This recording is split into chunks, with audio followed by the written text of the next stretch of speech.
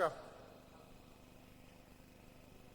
The imminent 34th Guam Legislature in Guam is called to order. For the prayer which Senator Talina Nelson, please lead us, followed by the interphrase by Senator Regine Lee, and the national anthem by Senator Frank Uggan, and the Guam hymn by Senator Munyabora.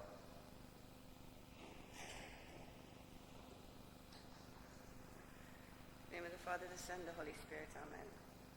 Father, we thank you for bringing us here today. We thank you for the many blessings that you have given us in our lives. We ask that you guide us with wisdom and discernment, that you keep your hand over us, that you protect us from the evil one, and that we may do everything in your name for your glory. We ask this praying. Our Father, who art in heaven, hallowed be thy name. Thy kingdom come, thy will be done, on earth as it is in heaven. Give us this day our daily bread, and forgive us our trespasses, as we forgive those who trespass against us. And lead us not into temptation, but deliver us from evil. Hail Mary, full of grace, the Lord is with thee. Blessed are you amongst women, and blessed is the fruit of thy womb, Jesus. Holy Mary, Mother of God, pray for us sinners, now and at the hour of death. Amen. Glory be to the Father, and to the Son, and to the Holy Spirit. Now and ever shall be, world without end. In the name of the Father, the Son, and the Holy Spirit. Amen. Inifasi, kininimas takulu, ninasoku, nimas takulu, yuburusonho, zanimas figu, naninasinyahu, hufasin maisuzu, parabai putahi, zani defendi, ihnengu, ikutura, ilingwahi, iairi, ihanum, zanutani simoru, niran shafu directu gininas duas tata, esti hua fitma hilui biblia, ni benderahu, i benderan wahan.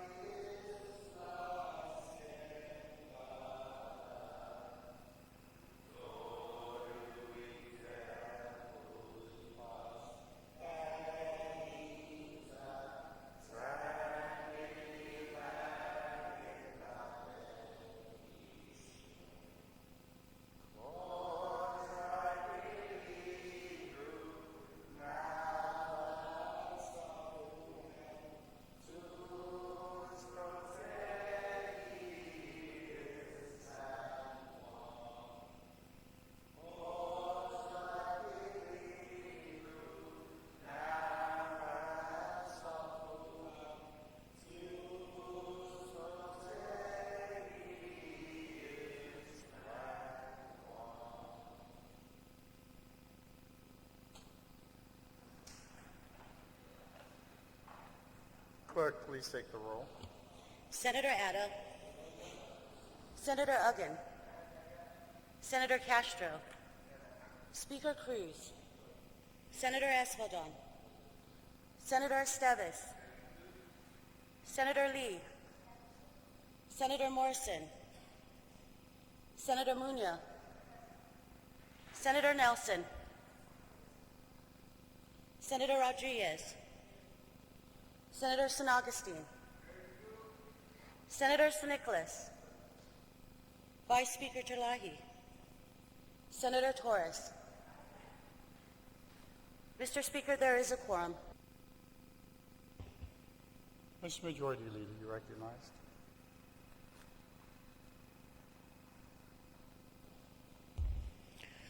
Thank you, Mr. Speaker. I move to approve the Legislative Journal dated April 19th, 24th, and May 2nd of 2017, subject to corrections. There is a motion to approve the Legislative Journal dated April 19, April 24, and May 2nd, subject to corrections. Hearing no objections, motion carries. Majority Leader, you recognized. Mr. Speaker, there are communications and petitions, and I move that they be appended to today's session journal. On the motion, the communications and petitions be appended to today's session journal. Hearing no objection, motion carries. Mr. Majority Leader, you recognized. Mr. Speaker, there are messages from Imagalahin Guahan, and I move that they be appended to today's session journal. On the motion, the messages from Agalain Guahan be appended to today's session journal. Hearing no objection, motion carries. Mr. Majority Leader. Mr. Speaker, there are reports of standing committees, and I move that they also be appended to today's session journal. On the motion, the reports of standing committees be appended to today's session journal. Hearing no objection, so ordered. Mr. Majority Leader. Mr. Speaker, there are no reports of select committees. On the motion, hearing no objections, motion carries. Mr. Majority Leader. Mr. Speaker, I move that bills introduced, Bill number 81-34 LS and bills numbers 82-34 through 92-34 COR, resolution numbers 91-34 LS through 103-34 LS, and resolution numbers 104-34 COR through 131-34 COR. Certificates introduced, certificate numbers 42-34 through 48-34 LS, and certificate numbers 49-34 through 82-34 COR be deemed to have been given their first reading. On that motion, hearing no objections, motion carries. Mr. Speaker, I move to excuse senators not... Oh, everybody's here. All present. Disregard. I move that all congratulatory, commendatory, and condolence resolutions and legislative certificates introduced today and for the remainder of this legislative session be considered first read and adopted, and to allow the legal counsel to make technical corrections and to add all senators as co-sponsors. On the motion, hearing no objections, motion carries. Mr. Speaker, I move to place vetoed bill number 4-30. Well, let me let the sponsor move that. Plus, he also has two confirmations that he would like to move. Senator Frank Uggan, you're recognized. Good morning, Mr. Speaker, and to our fellow colleagues. Mr. Speaker, I'd like to move for the placement of the appointment of Mr. Gurvinder Sabti as a member of the Antonio B. Wampat International Airport Authority Board of Directors for a term of 3 years, that it be placed in the voting file, the consent calendar, please. That's a notwithstanding motion. There being no objection, so ordered. Thank you very much, Mr. Speaker. And likewise, notwithstanding the House rules that the appointment, and just for the information of our colleagues, the reason this is being presented now is because the confirmation hearing was held last Monday afternoon. Mr. Speaker, notwithstanding the House rules, I'd like to move for the placement of the appointment of Ricardo C. Duenas as a member of the AB Wampat International Airport Authority Board of Directors, also for a term of 3 years into the consent calendar, Mr. Speaker. Hearing no objection, so ordered. And finally, Mr. Speaker, I'd like to move that notwithstanding the Governor's veto of Bill number 4-34, entitled an act relative to excluding Imagalahin Guahan, a Segundo Imagalahin Guahan, and Senator of the Legislature in Guahan from the Competitive Wage Act of 2014 and to reducing the salaries of the same, that this bill be placed on the voting file and that this body immediately revert to the voting file for voting on this measure this morning. That's my motion, Mr. Speaker. Okay. Let's split the motions. On the motion to place it on the voting Can I inquire, Mr. Speaker, as to why we're splitting the motion? My motion is to revert, notwithstanding the Governor's veto of Bill number 4-34, COR, that it be placed in the voting file and that this body immediately revert to the voting file to vote on this measure after it's placed there. So my question is, why on are the we motion, bifurcating? any objections? Hearing no objections, Thank you, Mr. the Speaker. motion carries. We're in voting file for resolution, for Bill 4-34. Roll call. Senator Atta. Senator Atta, nay. Senator Uggan. Senator Uggan, aye. Senator Castro. Senator Castro, nay. Speaker Cruz. Aye. Speaker Cruz, aye. Senator Espadon. Senator Espadon, aye. Senator Esteves. Senator Esteves, nay. Senator Lee. Senator Lee, aye. Senator Morrison. Senator Morrison, nay. Senator Muñoz. Senator Muñoz, nay. Senator Nelson. Senator Nelson, aye. Senator Rodriguez. Senator Rodriguez, aye. Senator San Augustine. Senator San Augustine, aye. Senator San Nicolas. Senator San Nicolas, aye. Vice Speaker Talahi. Vice Speaker Talahi, aye. Senator Torres. Senator Torres, aye.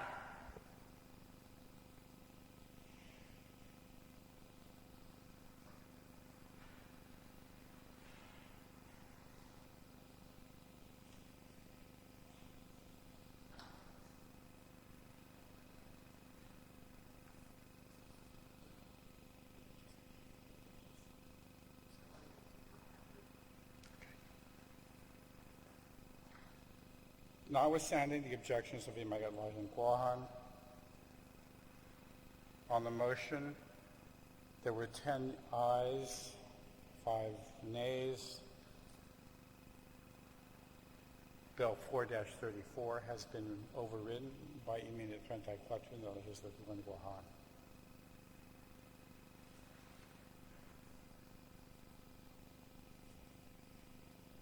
Any other motions?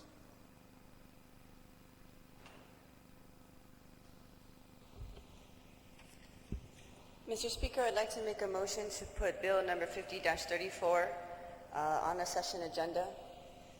Bill 50-34 is an act to repeal subsection 64.62, Chapter 64, Title 9, and to amend 5205, Section A of Chapter 5, Title 11.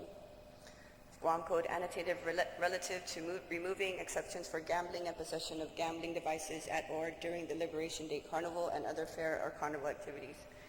I'd also like to thank the Chairman of Committee of Education, Finance, and Taxation for expeditiously pushing the committee reports and the members that were present to vote to report out of the committee. Any objection to placing Bill 50 on the agenda for today? That was a notwithstanding motion. There being no objection, so ordered. Any other motions? Mr. Majority Leader. Mr. Speaker, I also like to move to place Bill 13-34. That is the rezoning of South Teason lots on the today's session agenda. On the motion to place Bill 13-34 on the agenda for today, any objection? Hearing none. Wait. I can't read lips. Let me go over and talk.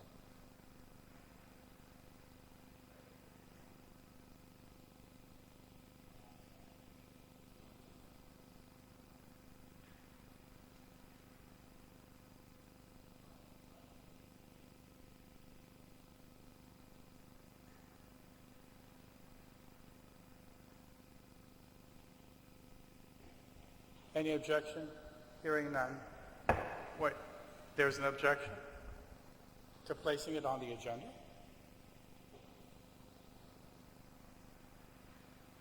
There's been an objection to place Bill 13 on the agenda. All those in favor of placing Bill 13 on the agenda, please indicate by raising your hand.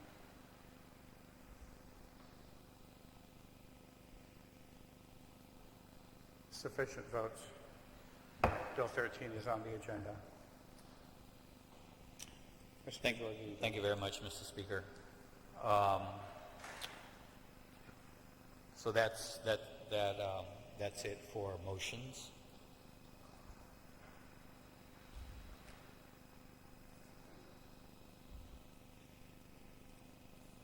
And now we need to go into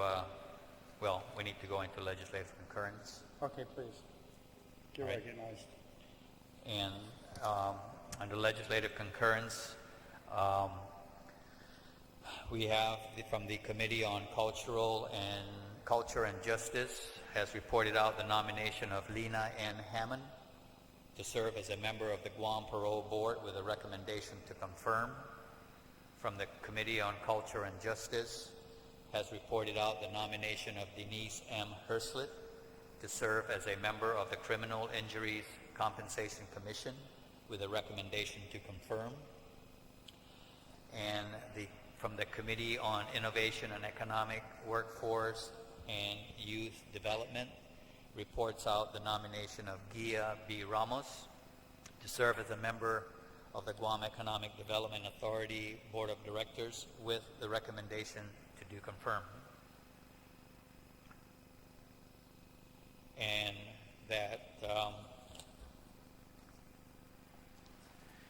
that we move to place, and a further move to place those nominations into the voting file. Any objections?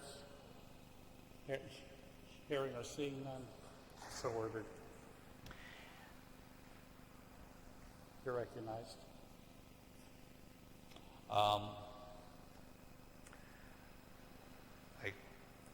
I think that completes. That's exhaustive. Yeah, we're now into the second reading, I believe.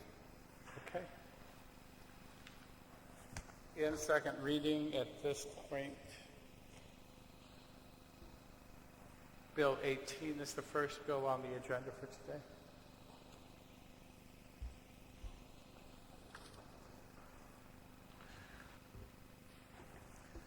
Thank you, Mr. Speaker. I move to place Bill 18-34, COR,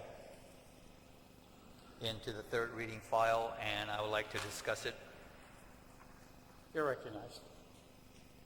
Thank you. Mr. Speaker, Bill 18 has to do with the hatchery in Fadi and Mangilao which is operated by the University of Guam. And what the bill does is it authorizes the transfer of Chamorro Land Trust property to enable the University of Guam to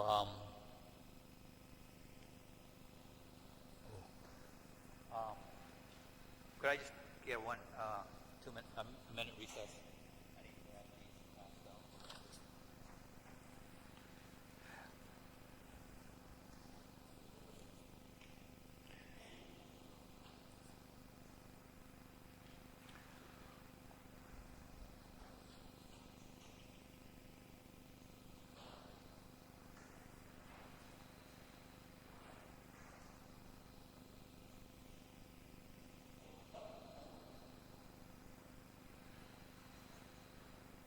Okay. Please proceed.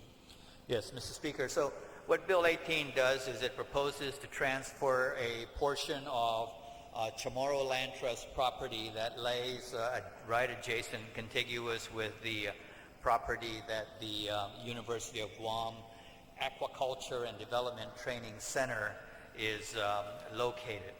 And just a little bit of background. The University of Guam received custody of the existing facility, and what's being passed around now is this aerial photograph, which at the bottom of that map shows some building structures and also shows how some of these structures has encroached into Chamorro Land Trust property over the years. But the university received custody of the existing facility in the year 2001 from the Department of Commerce.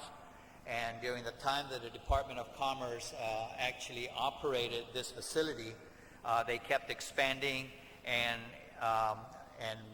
the expansion, the footprint of that expansion encroached into Chamorro Land Trust property.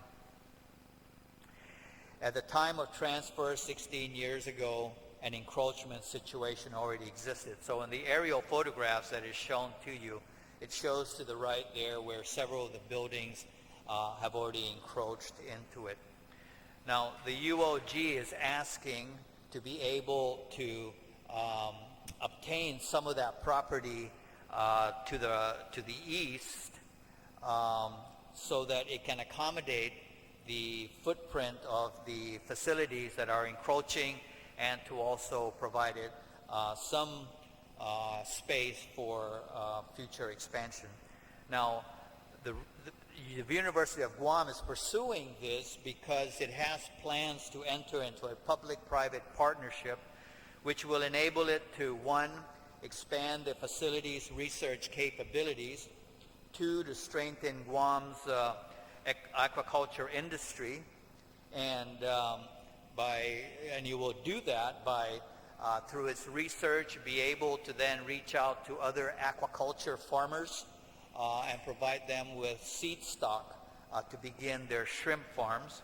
And thirdly, to develop the commercial aspect of the hatchery to contribute to Guam's food supply and the revenue potential of exporting shrimp to the region.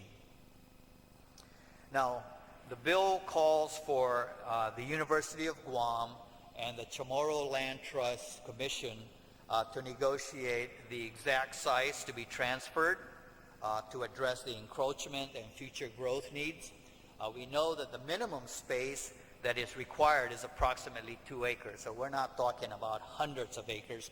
We're talking about a couple of acres to be able to bring the footprint within a defined boundary and be able to pursue this public-private partnership on land that the university will then hopefully own. The land transfer, as has been the case with other land transfers from the Chamorro Land Trust, will be compensated at a fair market value. So we're not taking land out of Chamorro Land Trust inventory and just giving it away for free.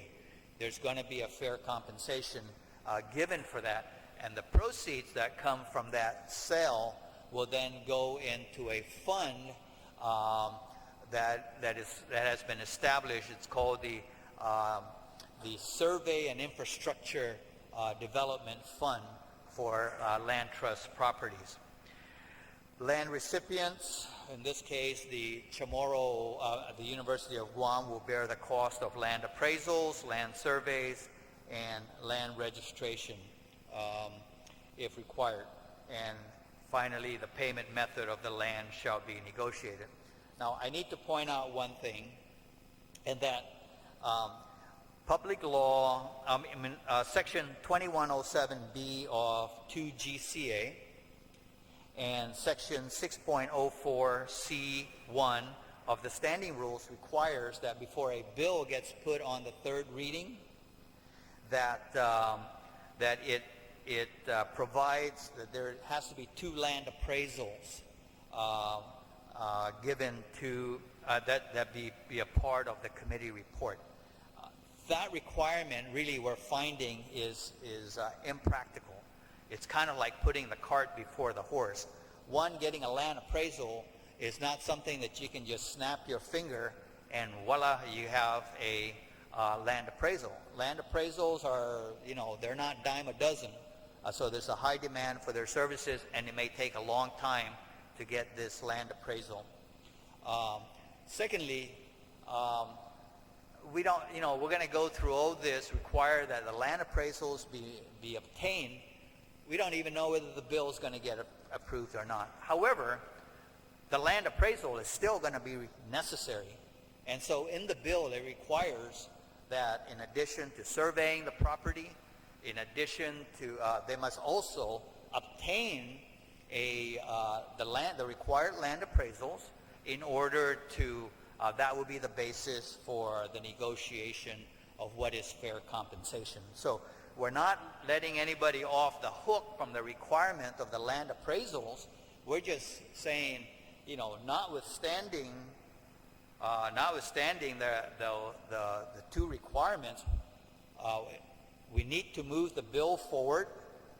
The legislature decides either to approve this land transfer or not, and then after that, let the Chamorro Land Trust and UOG sit down and work out those details.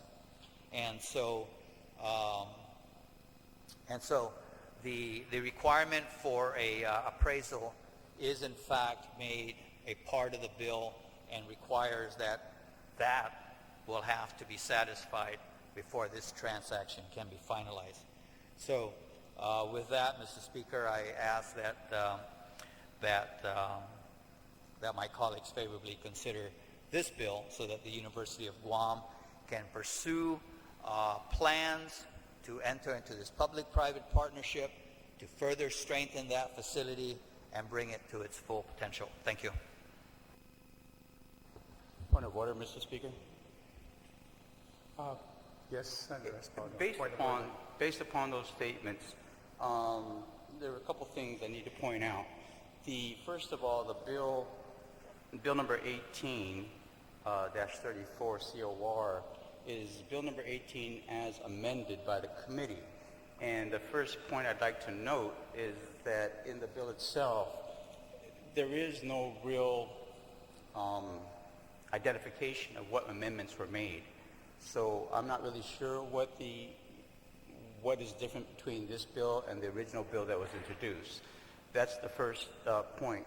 The second point is that during the opening statements by the author on this bill, and not that I object to the bill, but these are more technical issues, is he did say that the transfer of the land will or shall be based upon fair market value. However, in the bill, the wording says that it may be based on fair market value, and that would be on, I believe, the second page, line number 17. And so, just for the record on that. The other thing I'd like to point out is that I know that there is a notwithstanding clause, but again, even the identification that there is going to be a requirement for 2 appraisals, it's not anywhere in the bill itself as well.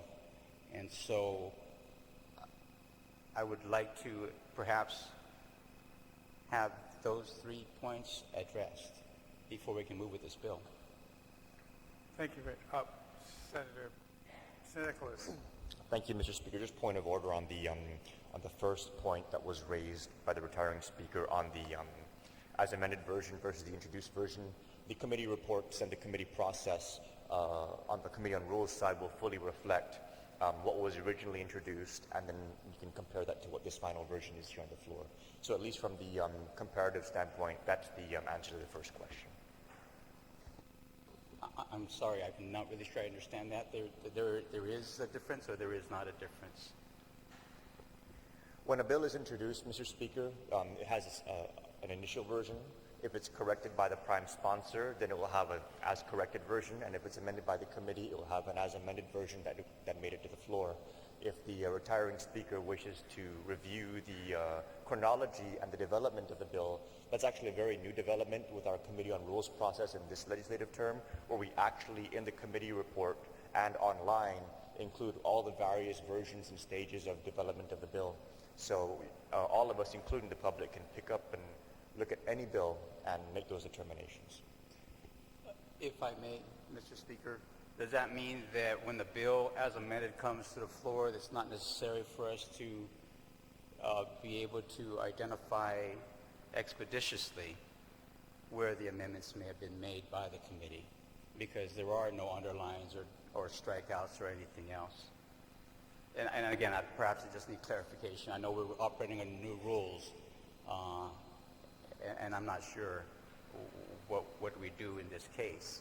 That if it was amended in committee and we're not really able to detect, at least from the first reading, as we sit here in session, what those amendments are, then it seems that we're not as informed as probably we should be.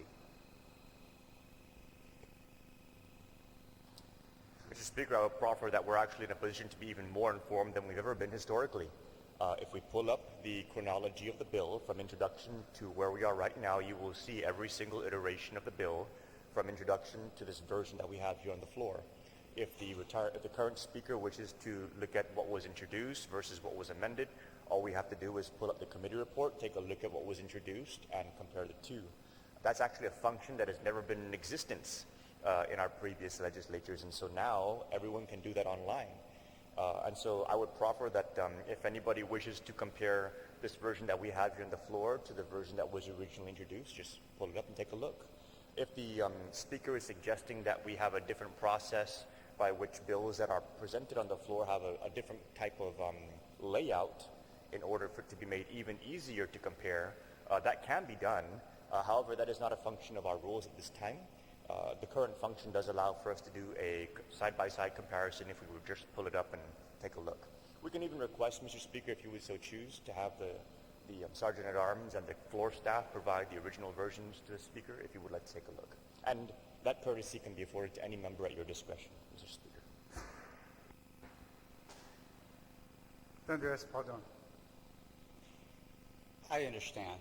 However, because sometimes when we're in session, we work on a very limited time basis, it seems to be, and again, I guess I'll have to take a look at the rules one more time, but I guess historically, in my years in the legislature, it was very easy to identify where the amendments were made so that we could actually understand it in its full context, as opposed to going to an original version and going line by line trying to figure out where that amendment was made.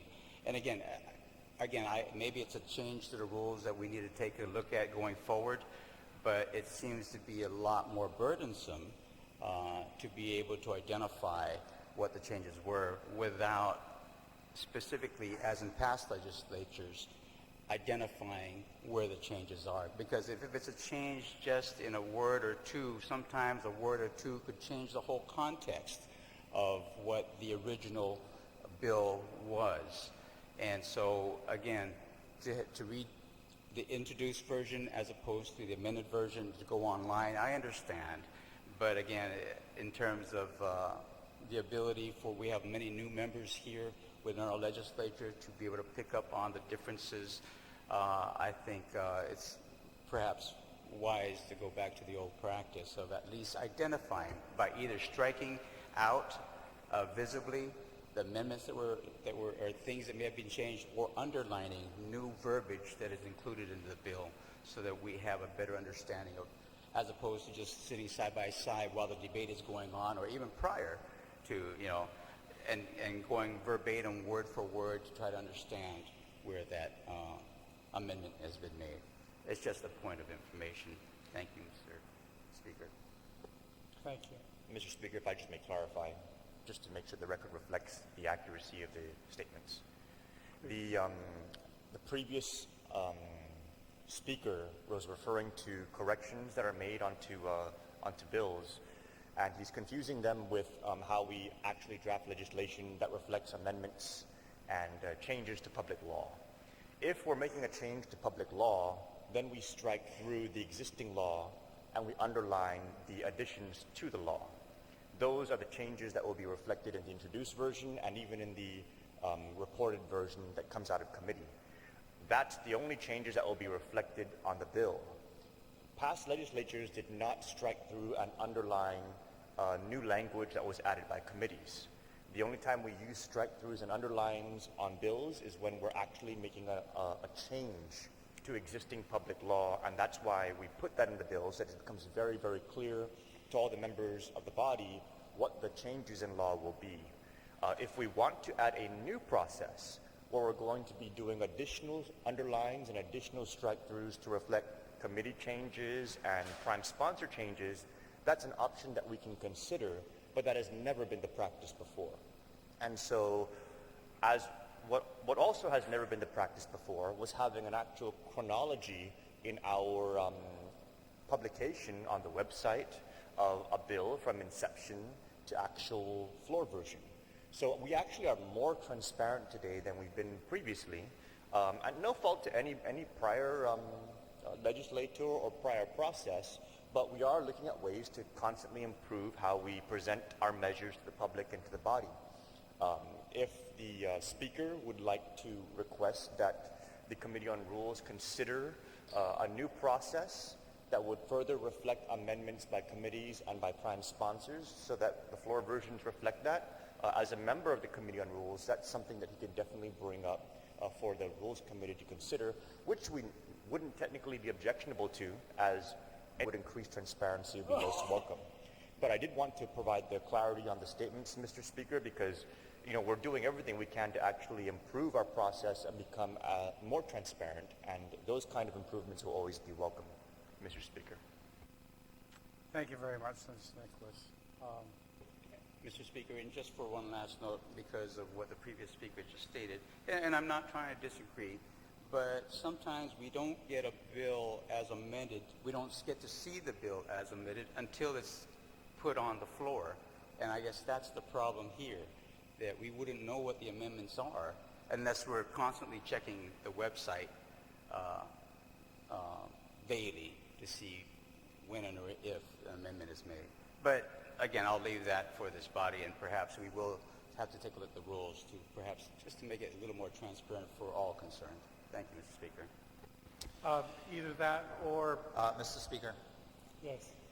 if I could, I would like to take back the bill. I've also been reviewing it. There's some amendments that I wanted, that I had intended to be in there, and I don't see it. So I would like to put this back in the second reading file and come back to it later. So you're asking to set aside Bill 18? Set it aside, yes.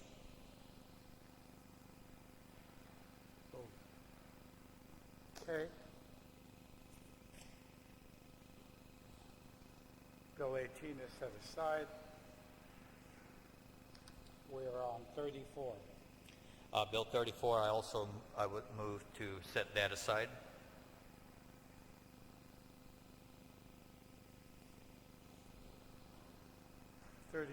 Senator Arkin.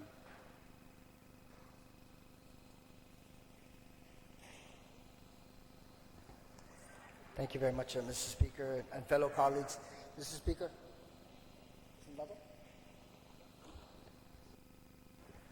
Thank you again, Mr. Speaker. Mr. Speaker, I'd like to move for the placement of Bill number 37-34 LS as amended by the Committee on Appropriations and Adjudication in the third reading file. Hearing no objection, so ordered. You're recognized to speak. Thank you very much, Mr. Speaker. Just for the information for a number of our members of our colleagues who perhaps may not be privy to this particular law that was enacted latter part of last year.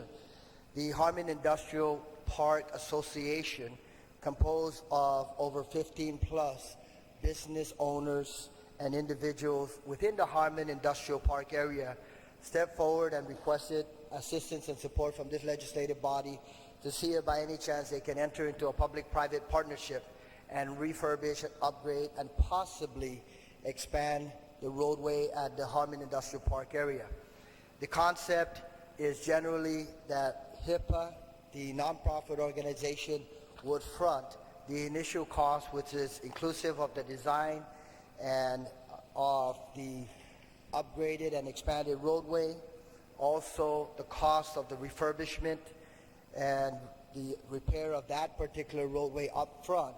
And in exchange, the government of Guam would provide tax credit over a number of years.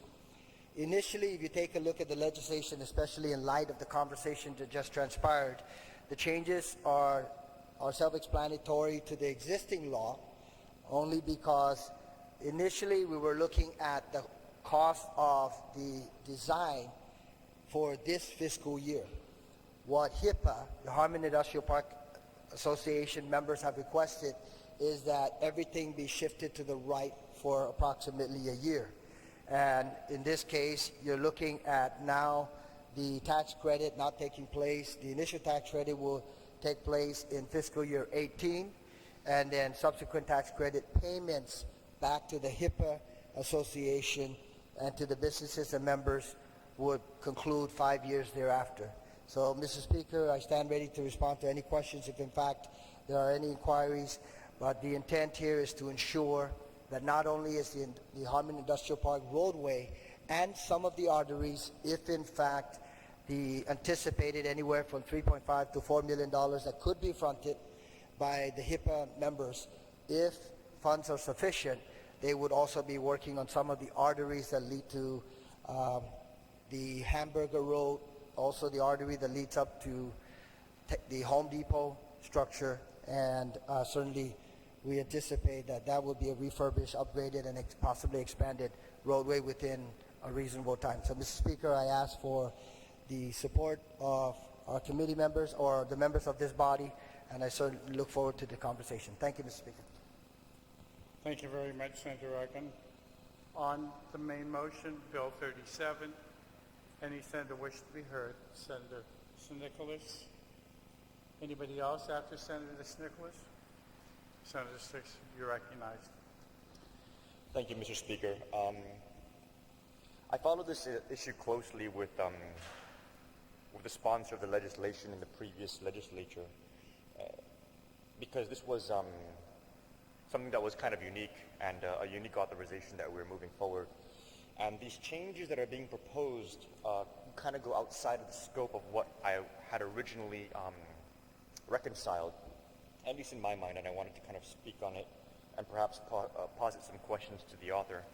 If we were to turn to page 3, starting on line 11 to line 19, this language was something that I was very interested in when this original measure was moving forward, because one of the things that we found over the last several years was a practice of this body was to go out and borrow money for projects, at times without quite understanding the project's scope.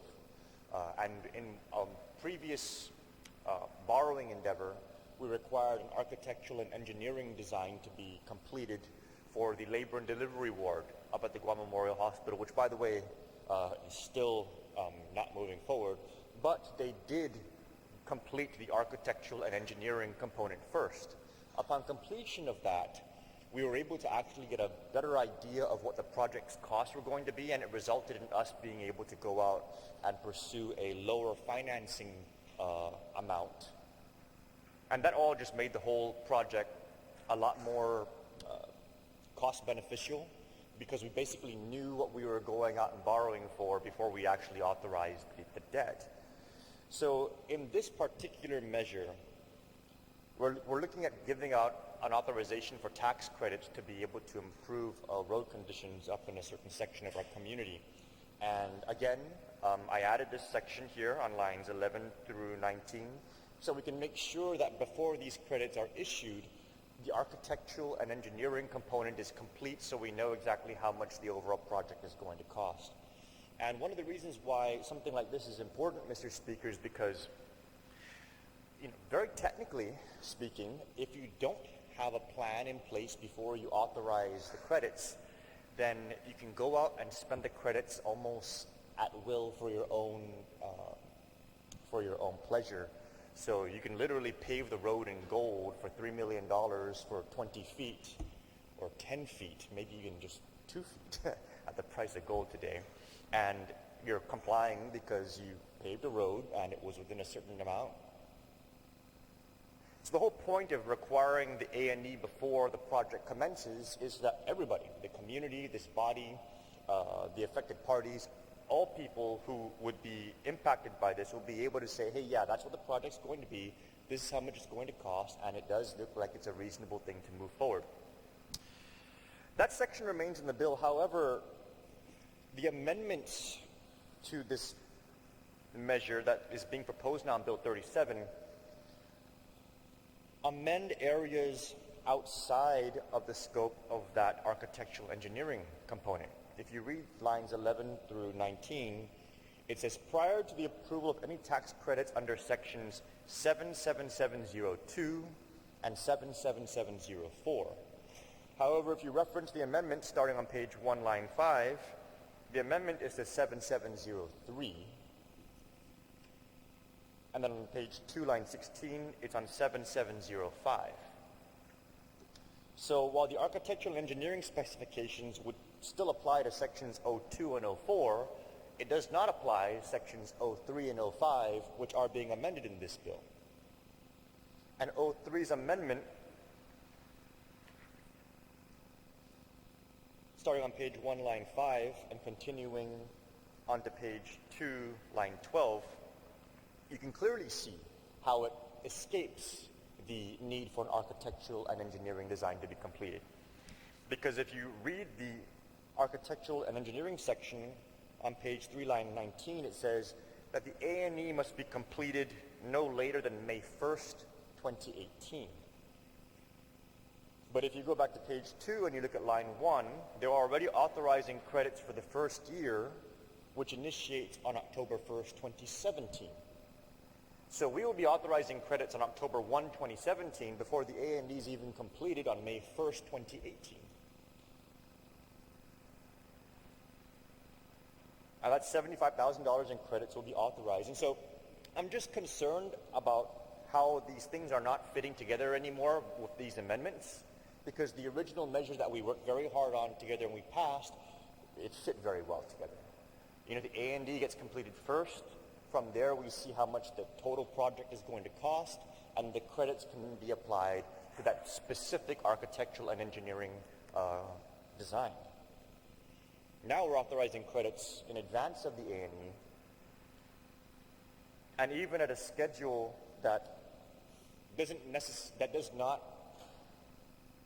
necessarily jive with what may be in the architectural and engineering specifications. So, for example, if we go out and do the A&E, and it shows that these so many components will cost this amount of money by this schedule, then we'll know how much will be authorized and when it will be authorized. But this looks like it's almost being tailored so that somebody knows exactly what they want to go out and fix already, and they already have the money to go out and fix it. And so, never mind what the architectural and engineering says, I know I have 75 grand in repairs in my own road I want to do, and I want to be able to use my own credits to do that. We're basically giving people tax write-offs to be able to repair the roads that only affect them, when my interpretation of the bill was to create a tax credit mechanism to fix the road for everybody.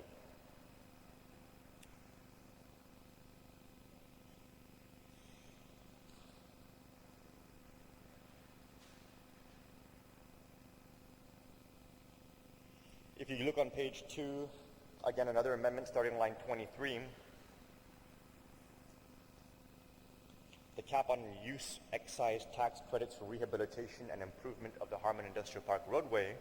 Line 23 says for the first year, which initiates on October 1st, 2017, again before the A&E is completed, up to $225,000 in tax credits shall be authorized. To have a dollar amount before the A&E is even completed looks like somebody went out and did their own assessment and said, well, I don't know how much the whole project's going to cost, but I know that for the road I want to fix is going to cost 225 grand. Never mind the big picture, I just want to fix my road. And that's not what this whole thing was intended to be from the get-go, Mr. Speaker. It was intended to be a vehicle by which an entire community can benefit from a very unique vehicle. Now it looks like it's going to be changed in a way where, yeah, the vehicle kind of still exists, but the big picture is being put to the side because we're just going to allow for those who already know what they want to do what they want to do and fix their part. That's basically us appropriating. This is a backdoor appropriation for a special interest road repair. I mean, it's like appropriating $225,000 to go and fix their specific road because they're using a tax credit to fix only their part. And so it bothers me, Mr. Speaker, because that's not what this was intended to be from the get-go. If we want to go out and give specific appropriations for specific interest groups that want to fix their own road, then let's do that and let's debate that because the community deserves to know why someone's road is going to get fixed with tax dollars while their road isn't.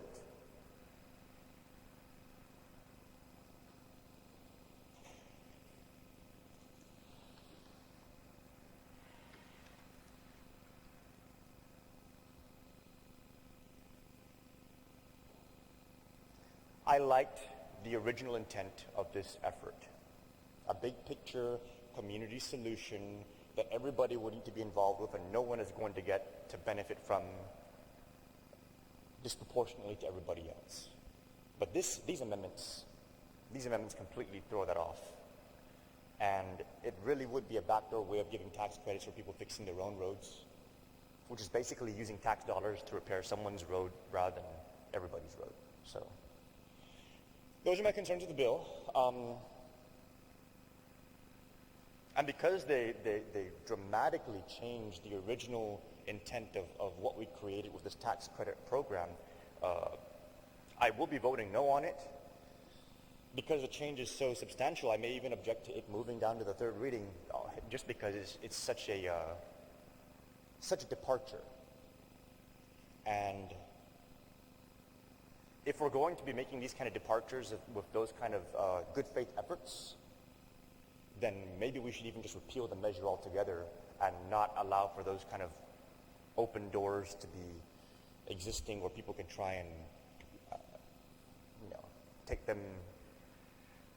someone by the hand and walk them through it. That's going to get an advantage over everybody else. Thank you, Mr. Any other senator wish to be heard? Senator Argan? Anybody else? Senator Meritorious.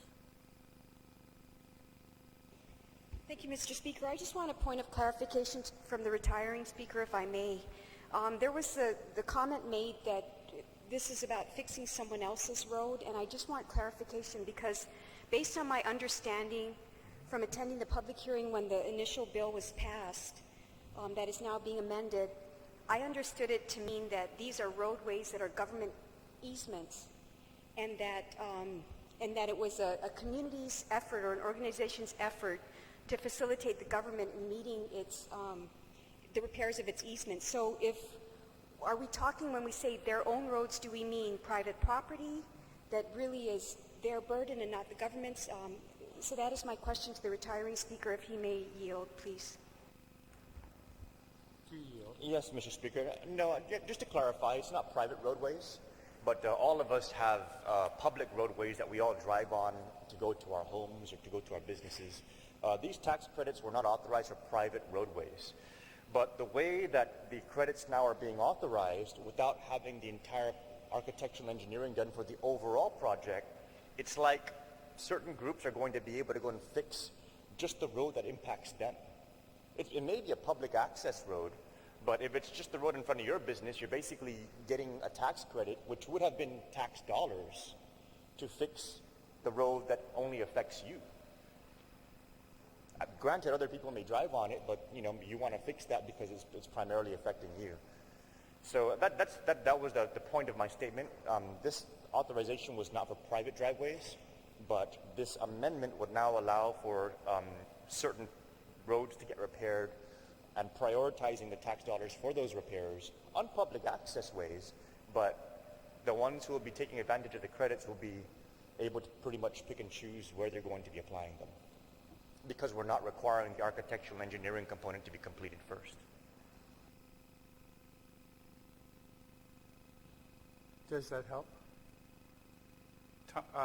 Recess, please. We'll take a short recess.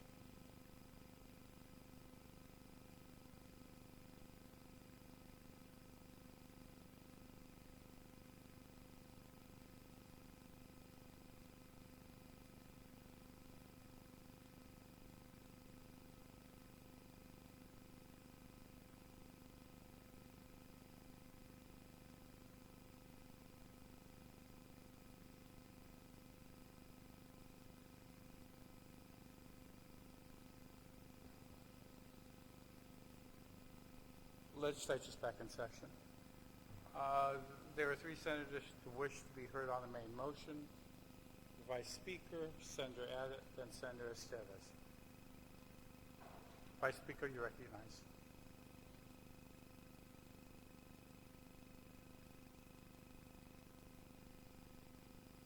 Senator Abbott, you're recognized. Thank you, Mr. Speaker. Mr. Speaker, I rise in support of Bill 37-34. And at first I wasn't going to speak on it, but I think based on the earlier remarks that were made, I feel that there's really good justification for this bill. First of all, we're not having the private driveways of people or businesses being fixed up at the public's expense by getting tax credits. It'd be different if a road was being improved at public expense and it only ultimately benefits who's at the end of that road. But I think that the area that we're talking about, the Harmon Industrial Park, there's really a lot of activities that take place down there, and from there are the commodities that are consumed in our communities are distributed from that area. They're stored at the Harmon Industrial Park. Then they are taken and distributed out to our communities. And so I think it's appropriate that we take the necessary measures to improve the access into and out of that place.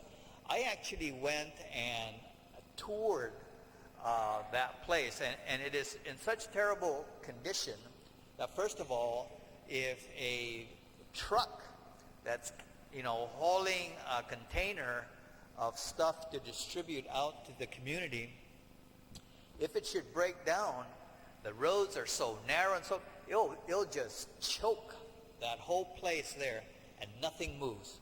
And as a result of that, if they cannot clear up that problem fast enough, they're basically going to, you're going to see the shelves going empty until they're able to correct that problem. I think the other part that's important is that to be able to get in and out efficiently and not have to go through this, as efficiently as possible, decreases their operating expenses. And so certainly if they have to go through bumpy roads, the cost of maintaining those vehicles, those trucks that are hauling all these commodities out of there, certainly the cost of that maintenance is going to rise, and it's going to get passed on to us.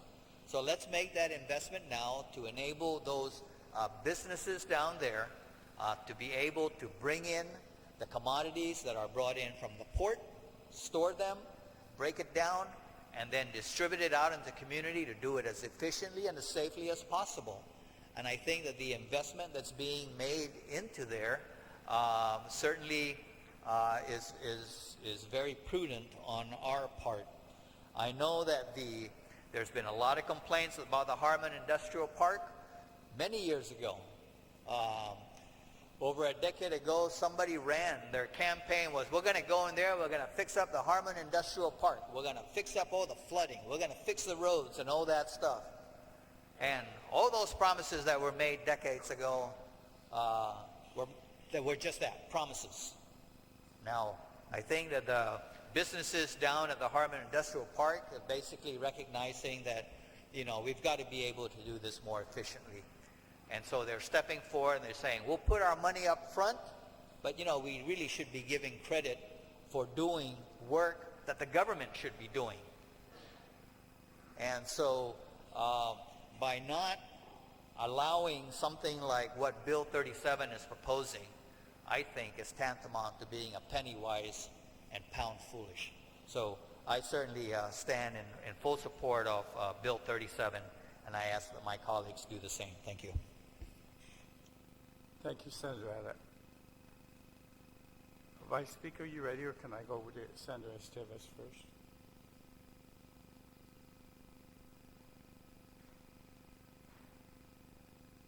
Thank you, Mr. Speaker. It's a complicated bill because we're referring to an entire article that was added into the code, and not all of that article is contained in this bill or repeated again. So we have to go back and forth. But before I begin, may I just ask if the sponsor would yield to, I know he mentioned them earlier, but I couldn't follow it. If he could again reiterate what the changes were that were made by the committee, the amendments by the committee, if he would yield to that. Senator Organ, you're recognized. Thank you very much, Mr. Speaker, and thank you, Madam Vice Speaker. Incidentally, there's no addition of a new article. This is all existing legislation that was passed the latter part of last legislature. And what it would do, if you take a look at all the underlying, those are the amendments. One of the previous speakers, Madam Speaker, if I may, shared that in fact the effective date for the A&E has been extended to the 18th. And just a point of information, Mr. Speaker, in regards to that, because HIPAA, working in conjunction with DPW, be mindful that one of the insistence before the passage of this legislation was that the road conditions must meet DPW and Guam highway requirements. So just for the information of the body, that was one of the prerequisites. So they've been working very closely with DPW, and that's why they're requesting an extension of the time frame that would give them ample time to go out for an A&E. And in most cases, an A&E is actually takes anywhere from 180 days to a year for completion. So everything that is requested here, Madam Speaker, is to shift everything to the right in terms of when the tax credit will take effect. Rather than the initial tax credit taking effect in this fiscal year, it's requesting that the initial tax credit, I know it's date specific here, October 1st, 2017, but the first initial tax credit will take effect in fiscal year 18 rather than this fiscal year. So that's a request. So, Mr. Speaker, no, my question is if he would just inform us the amendments by the committee to the bill, to the original bill. I couldn't follow that. If he could, for our convenience, please reiterate those. The amendments by the committee, actually I was reviewing it just prior to session, Mr. Speaker, and looking at the amendment by the committee, I didn't see any major deviation. So that's why I was questioning why the title reads amended. I don't see it either, but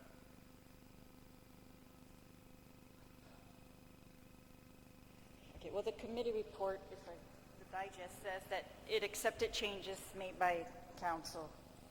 I think this is the committee report. I was just curious what those were. Accepted all formatting changes. Maybe it's just formatting changes, but I wanted to clarify. All right, well, thank you, Senator. All right, on the bill, I think, we're not debating this entire program all over today. We're only debating the amendment to a tax credit program that was authorized in the prior legislature. And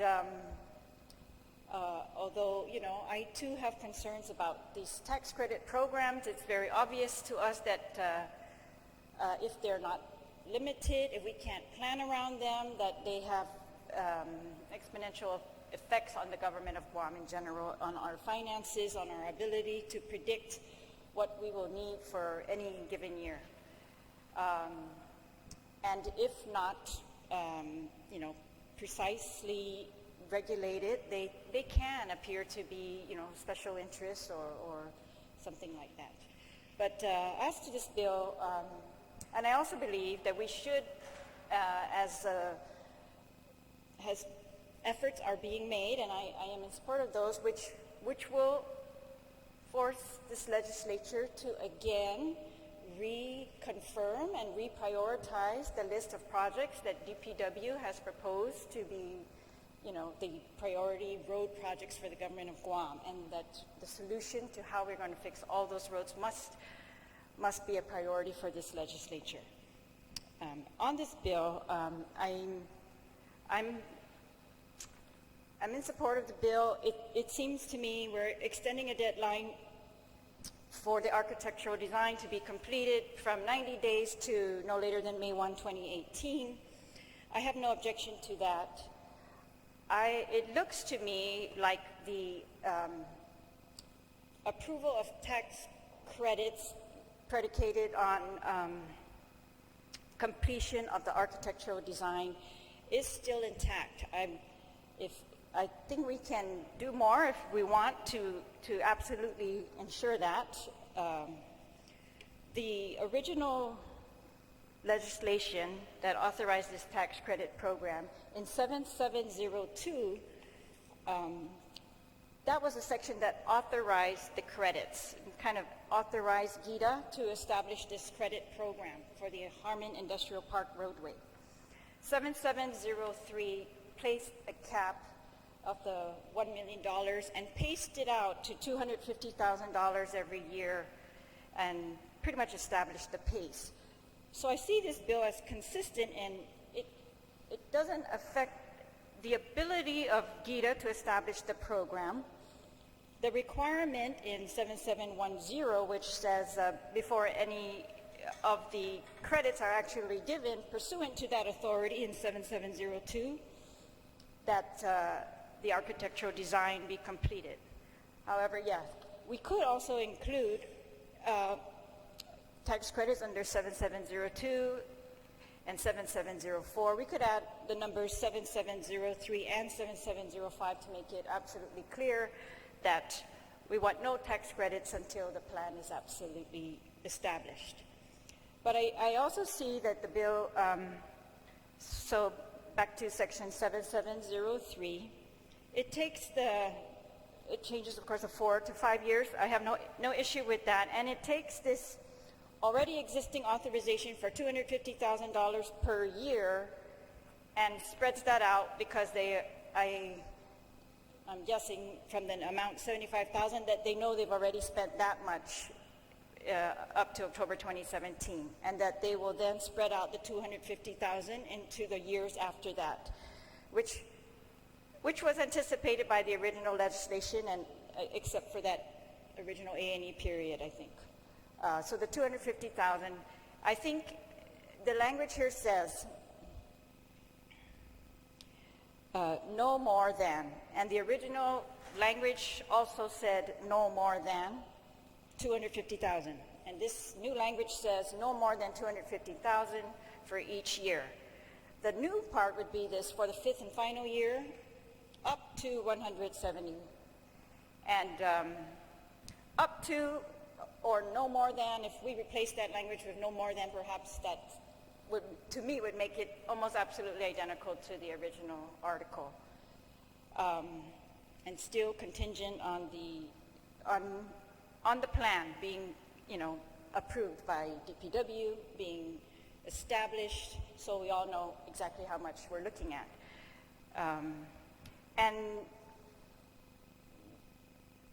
And the same thing with the language in 7705 of this bill on page 3, line 3. It again just extends the already existing authorization for $750,000 for each year. It deals with the first year and then says no more than $750,000 for every year after that. And then that last sentence there where it's for that final year up to, I think we can change that to no more than, and it would look pretty much identical and still give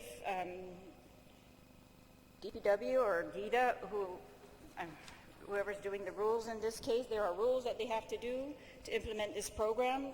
It's GIDA, and it will still give them the authority to very much control how much tax credits will be authorized, that they're consistent with this plan that is required prior to any tax credits being given. So for those reasons, I rise in support of this bill.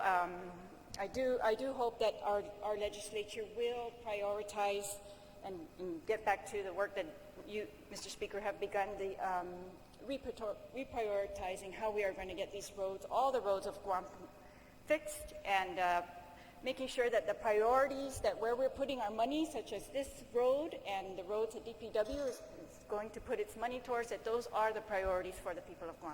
Thank you, Mr. Speaker. Thank you very much, Madam Vice Speaker. Senator Estevez. Thank you, Mr. Speaker. I rise in support of this bill. The previous speakers and the author as well addressed many of my concerns that I had. I do want to touch on the point that I'm very pleased that DPW and Guam Highway that they're going to meet the standards of the roadways based on Guam Highway standards, and that's really important. I do know for a fact that there have been businesses even before this program that would go out there on their own dime and as best as they can fix potholes. And this doesn't just happen in Harmon Industrial Park. And so there is a vested interest for these businesses, and even without that vested interest for these businesses, to give back to the community. And so I'm very pleased that we're developing this community partnership. And while I do understand concerns with giving this flexibility to businesses to, I don't want to necessarily say decide which patches they're going to do, but again, the idea is not so foreign. When we look at other government and community outreach programs in which there's a public-private partnership, we see it in both adopt a highway or adopt a bus stop. And I think there should be some semblance for the business who's fronting their own money to have a little bit of say or potential input in where they would like to start or they would like to make their contribution. I would like to ensure, though, that as part of this and the addressing of the Guam highways and the updates of the road, I would like to ask if the author would yield for a question. Senator, do you yield? I'm Senator Ogden. Yes, thank you very much, Mr. Speaker, and to the senator. Do these projects, are they going to address even the environmental aspects, so ensuring potentially upgrading of sewage drainage, which has always been a long-term impact of these roads, but more importantly to start to protect the water wells and aquifers in that part of the island? I think what's very, very critical to understand in this entire process, Senator, is that DPW, as the government representative involved in the upgrade of this road, whatever the process is that is undertaken in the refurbishment or the upgrade of roadways would be undertaken as a result of DPW overseeing this particular project. All right. I'd like to thank the author for yielding to my question. And again, just to reiterate, I do rise in support of this bill. I think it's a great step forward. And thank you, Mr. Speaker. On the main motion, any other senator wish to be heard? On the main motion. If not, the author's invited to close. Thank you very much, Mr. Speaker, and to all of the senators who contributed to the conversation or the discussion on this particular measure. And just once again, I just need to clarify that not only is this entire provision existing in the Guam law, the major deviation, like one of the previous speakers had alluded to, and incidentally, that particular subsection was a subsection that he sponsored in the initial law. And that is with regards to the architecture and engineering design, that prior to the commencement of any upgrade or any expansion, that the A&E must be completed. And initially it was 90 days, but with the recognition that the HIPAA representatives, inclusive of DPW, have recognized that there's going to be a need for an extended time frame. That's one of the reasons why they pushed it over to the right to May 1st, 2018. Also, the other concern with regards to the tax credit, because the government of Guam, in terms of recognizing tax credits, the expenses have to be incurred. Government has to certify the expenses, and then any tax credit would be applied at that time. So, Mr. Speaker, there are safeguards not only with DPW overseeing the construction and the refurbishment of the Harmon Industrial Park roadway and / a few of the arterial roadways, but in this case, even during the course of the initial presentation, that the insistence that the government oversee this project, working with the HIPAA members, certainly is a requirement, and that's where the assurance on the interest and concern of the public and the people of Guam is. I know, Mr. Speaker, that if you take a look at this entire program, it's a pilot program or an approach that was proffered last year by a number of businessmen, women, and individuals who live or conduct their business in the Harmon Industrial Park area. They wanted to assist and to partner with the government of Guam so that, in fact, they can front the resources, they can oversee the construction in conjunction with DPW and other government entities, and ensure that these roadways are upgraded in exchange for receiving tax credits. And I understand that when you take a look at the tax credit structure, that could be one of the focuses. But if you look at also the partnership here, these businesses are willing to provide financial resources interest-free in exchange for tax credit direct payments, direct tax credits, and ensuring that the entire island community benefits from this project. So, Mr. Speaker, I certainly appreciate the conversation, discussion with regards to this legislation. I know the Vice Speaker had alluded to a couple of amendments, Mr. Speaker, so if I can request or if I can proffer an amendment on page 2, line 7, the Vice Speaker feels that the verbiage should be more consistent with the initial language. So on line 7, delete up to and insert no more than. So that line would read, on October 1st, 2021, no more than $175,000. That would be the first amendment, Mr. Speaker, and then if you want to call the vote on that. Let's take that. Any objection to the amendment being proffered by Senator Reagan? Hearing none. Thank you, Mr. Speaker. And likewise on page 3, line 3, to also delete the words up to and insert no more than. So the entire line would read 2021, comma, no more than $525,000 in tax. On that second amendment? Hearing no objection.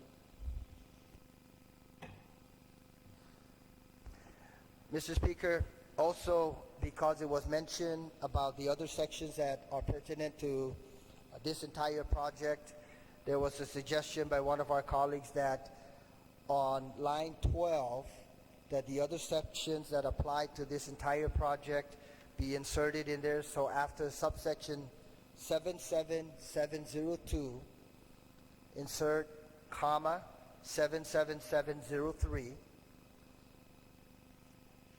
and then same line after subsection 77704, comma, insert subsection 77705. So it would be an inclusive presentation in terms of the overall project and legislation that authorizes this. On that amendment, Senator Nicholas. Thank you, Mr. Speaker. Just a question then. Since the amendment would apply to the sections that are authorizing credits for October 2017, that's the tax year, October, November, December 2017.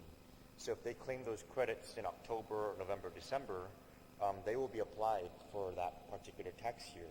But the A&D is only going to be effective for May 1st, 2018. So perhaps this amendment, if this amendment passes, it will become necessary for us to amend the language on page 2, line 1 to October 2018, and then push everything else back for that corresponding year, if that's the intent. Because otherwise, with the language as it's written, prior to the approval of any tax credits, the plan must be completed by May 1st, 2018, but they can accrue those credits in other language in October 1st, 2017. There'd be a very severe inconsistency in what would be authorized and when it could be claimed and in what tax year it would be applicable. So I guess I'd like to pose that question to the author, the mover of the amendment, if the subsequent amendment is intended to also reflect the changes in dates. Senator Reagan. Thank you very much, Mr. Speaker, and thank you for that question. The intent, Mr. Speaker, is to ensure that it's encompassing in a fiscal year. So if the good senator would like to recommend that the language reflect fiscal year, so for example, line 1 for the first fiscal year, and then subsequent line 3 for subsequent fiscal years, then that would add further clarity in terms of the application of the tax credit. But I do understand his concern, and certainly I'm sure that you're going to review this as the budget is prepared. So, Mr. Speaker, if the good senator would like to proffer that, because the intent was to ensure that it's contained and extended during a fiscal year to initiate on fiscal year 18, which commences on October 1st, 2017. Yeah, Senator Nicholas. I'm just taking a look at it because when I read the original language, and I guess all the members, if they could just follow closely, the original language is what is not stricken through and underlined. And the original language, for example, in subsection 77703, from lines 8 to 10, authorized $1 million in credits.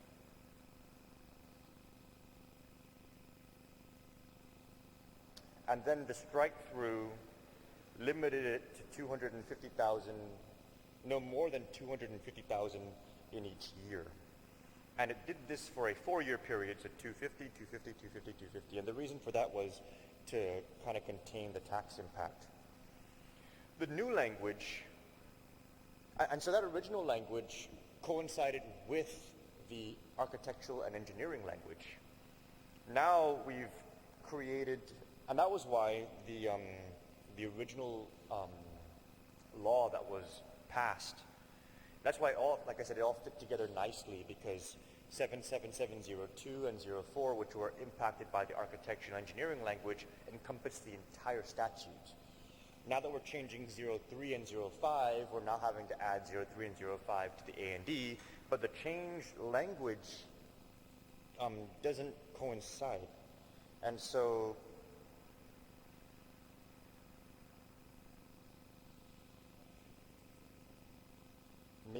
maybe we just take out all the years, and that would allow it to fit. That would still require the A&D to be the initial trigger, and then the amounts would be the same in each respective year. So if we took out, if for example on page 2, lines 1 to 8, we took out all the actual hard dates, like October 1, 2017, 2018, 2019, and we just said for the first year, up to 75,000 shall be authorized. For years 2, 3, and 4, no more than $250,000 in credits shall be authorized. And for the 5th and final year, no more than $175,000 will be authorized. That way, if the A&D takes much longer or much shorter, it all would still trigger after the A&D is completed. So I guess my amendment, if there's no objections, we'll go ahead and start with page 2, lines 1 to 8. And if we could just secure the assistance of legal counsel to... I'm sorry? Oh, no, you're... No, because we okay. haven't acted on my initial amendment. So if you're recommending that I rescind my amendment, and Mr. Speaker, up to you, up to the chair. The amendment can still stand if the understanding is that we're going to have a subsequent amendment to change out those hard dates. But I've already spoken on the measure, so the author who is closing would need to make those amendments, Mr. Speaker. Okay. Let's just take a short recess.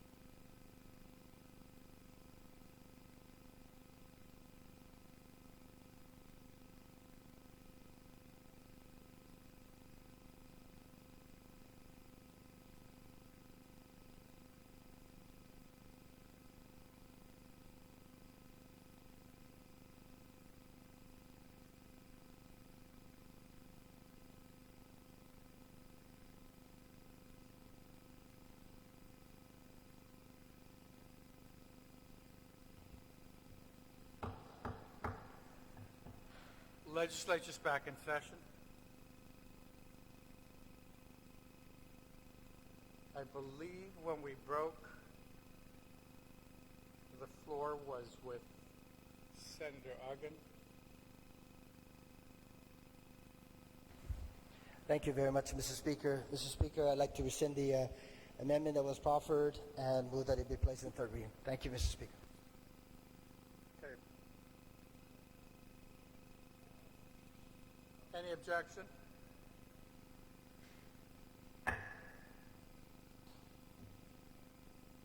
We're now on Bill 51.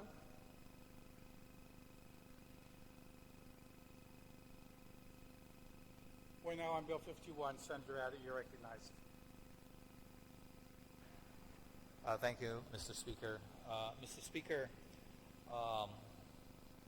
I move to place Bill 51-34 COR as amended by the committee to third reading, and I would like to speak on it. There being no objection, so ordered. You're recognized. Mr. Speaker, last year we actually had a similar bill, and which authorized the Department of Public Works to hire a chief engineer for horizontal construction for highways. But to be able to hire that engineer at above step. And the reason for that was you just are not able to hire a chief engineer with the experience, the years of experience that is being called for at the salary level that the government wage scale would allow for. So as a result, this legislature had actually approved at that time the hiring of a chief engineer above step 10. Unfortunately, that chief engineer probably was with DPW for about a little less than a year and has since moved on. At this time, DPW does not have a chief engineer, nor does it have an engineer. They have engineers, but they don't have any engineers with the professional engineering credentials. And it is important that DPW have on its staff a chief engineer. In particular, what we're asking for now is to allow it to hire a chief engineer for its capital improvement projects division.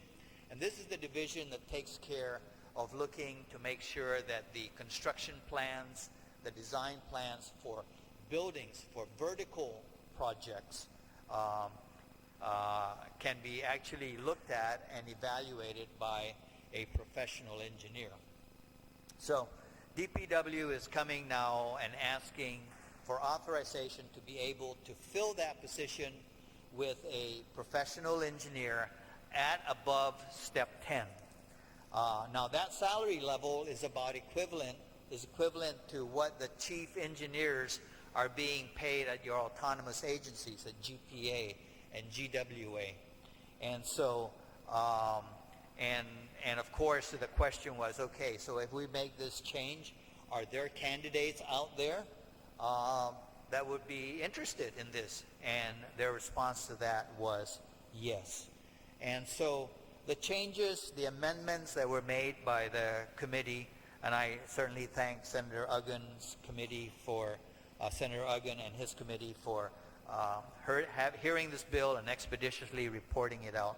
The changes that were made was, one, making it more specific, more precise, that the additional chief engineer position that we are making this authorization for is for the chief engineer of the capital improvements projects division,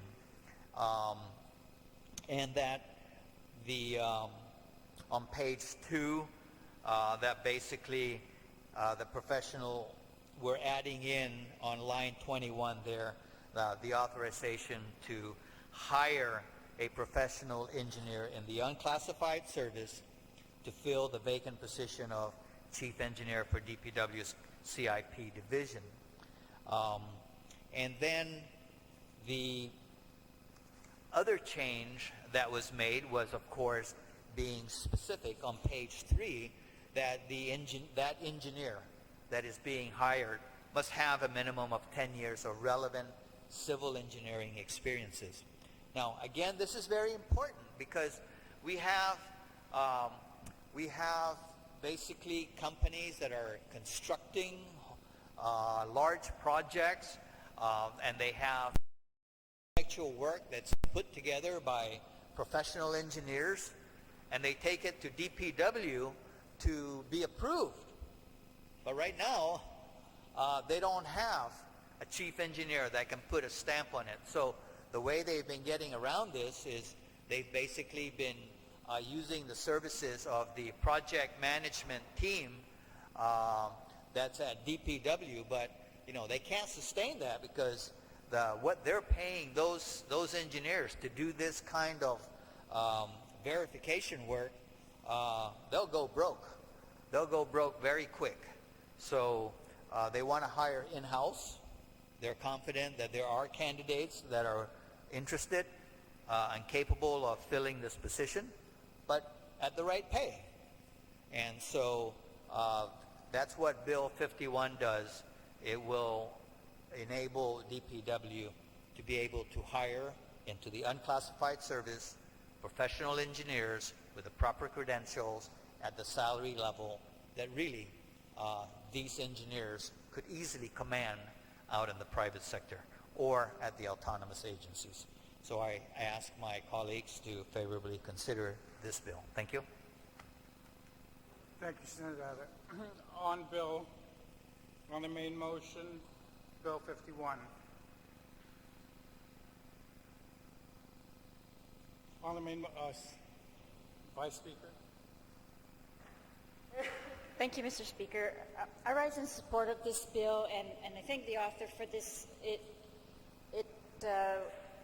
It's one of those things that the fiscal note says we're going to have a $160,000 fiscal impact to the government of Guam in the next fiscal year, and it rises every year after that a little bit. But I'm hoping, and the director testified too, that this should be an investment for the people of Guam that's going to pay off greatly in as the sponsor discussed, the ability of DPW to do what it is mandated to do quickly and competently and without outsourcing at higher cost. So again, I thank the sponsor and I commend him on this bill, and I rise in support. Thank you very much. Thank you very much, Vice Speaker. Senator Stiglitz. Thank you, Mr. Speaker. I have no qualms with the intent of the author seeking to fix a recruiting problem in the agency. My bigger concern is how this issue speaks to the greater problem that is the fact that we have an ununified pay scale. It was mentioned in the opening statement for Bill 51 that one of the reasons why the above-step recruitment is necessary is because of the compensatory arrangements that exist in some of our autonomous, semi-autonomous agencies that are paying these same positions at a higher rate. And, we had the Competitive Wage Act. It was supposed to bring everybody up to a certain pay level that was commensurate with some kind of standard. But then we always, in my years here, we keep running into these challenges of the ununified pay scale, creating these situations where now, while we do have a pay standard, we're having to create a new legislative exception because, in autonomous agency X or autonomous agency Y, you can make so much more, and so we can't recruit in a line agency. And so, at what point, Mr. Speaker, is this going to become something that we address at the big picture level? Let's take, for example, charter schools. If charter schools start paying teachers double what we pay our teachers now, are we going to have above-step recruitment for teachers because the charter schools are paying double, and so we should pay double because we're having a difficult time filling teacher vacancies? As a matter of fact, that's the reality now. We have limited term teachers still in our school system. Should we pay teachers double now to recruit them back from the charter school back into DOE? This is a symptom of a greater problem. And that greater problem is the fact that we have an ununified pay scale. And while certain autonomous and semi-autonomous agencies may not be happy with the idea of things having to reunify, we're going to have to face that music soon, if not now. Because so long as we continue to have these kind of disparities throughout our government, we're going to have to continue to make these kind of exceptions. And this is just going to continue to throw off all of our wage studies that we already pay so much money for in this government and in each individual autonomous agency to go out and figure out what is an appropriate level of compensation. Everything will eventually just start ratcheting it up because so-and-so gets paid more over there, so we've got to pay, above step recruit on this side. So I totally appreciate what the author's trying to do. DPW does need to fill this position. They did come and testify to that effect. But this is a symptom of a greater problem, the ununified pay scale issue. And so perhaps before we go rushing out to do more studies to give out more pay adjustments at the line agency level, we need to, as a body, within our various oversight capacities, be willing to come back to the table and say, you know what, we need to reunify this pay scale.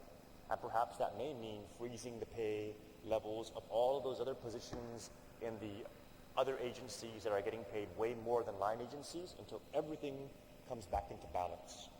Because this imbalance is just going to continue to play itself against, it's just going to continue to play government positions against each other at the expense of the people of Guam.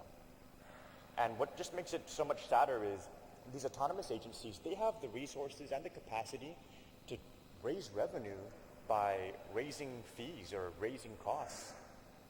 Our utility agencies can raise the power bill a little bit more in order to pay an engineer a little bit more that's going to basically be overly compensated compared to a line agency engineer, and so we have to raise that salary even more, and it's just not going to stop until things are reunified.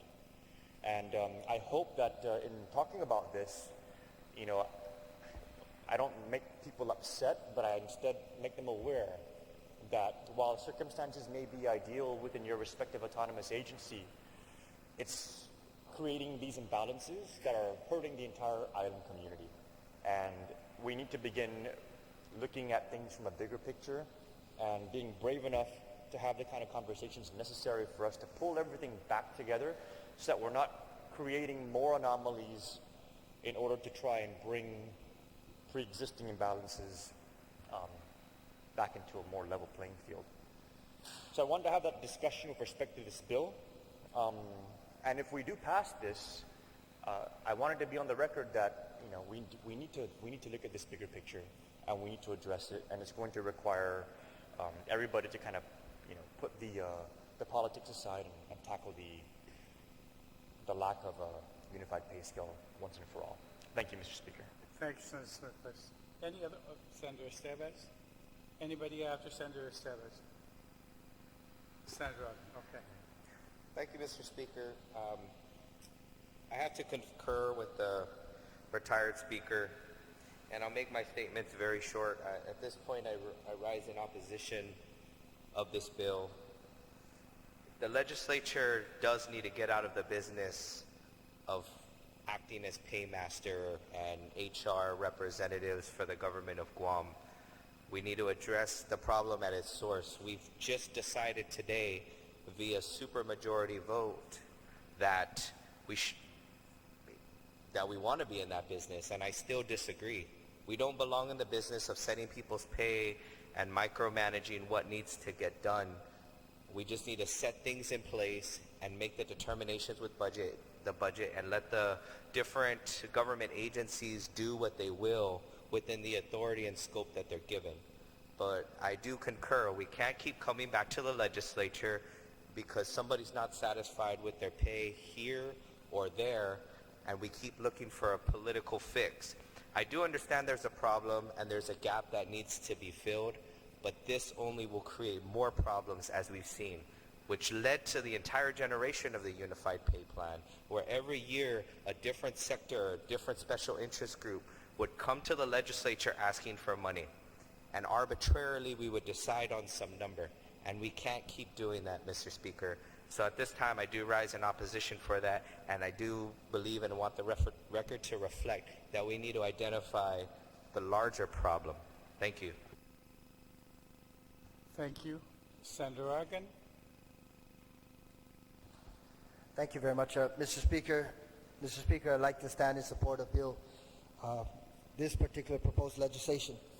You know, when you listen intently to the comments of the sponsor and the need for this professional position to be filled, you ask yourself the question, why is it the government has experienced this particular challenge over the years? To me, it's about making sure that we hire the right credentialed individuals, and if it means that we take an approach that is offered in this piece of legislation, then we certainly need to explore that, because we have to have a chief engineer at the Department of Public Works so that they can work on behalf of the people of Guam and ensure that any documents or any project that goes through, that passes through his or her expertise, that the best is always put forward on behalf of our island community. So I stand in support of this legislation, and I thank the good sponsor for following this through over the course of the last year. I believe he's been working on it for the last year, year and a half. Thank you, Mr. Speaker. Thank you, Senator Espaldon. I see you have an amendment. Thank you, Mr. Speaker. Mr. Speaker, if I may, I was contemplating proffering an amendment to this bill. The discussion on the floor really has two different sides. I have some concerns of my own, but if we may take a minute recess, Mr. Speaker, because I need to be able to confer with my staff to make sure that my amendment is proper. So if I may. All right, we'll take a short recess. Thank you.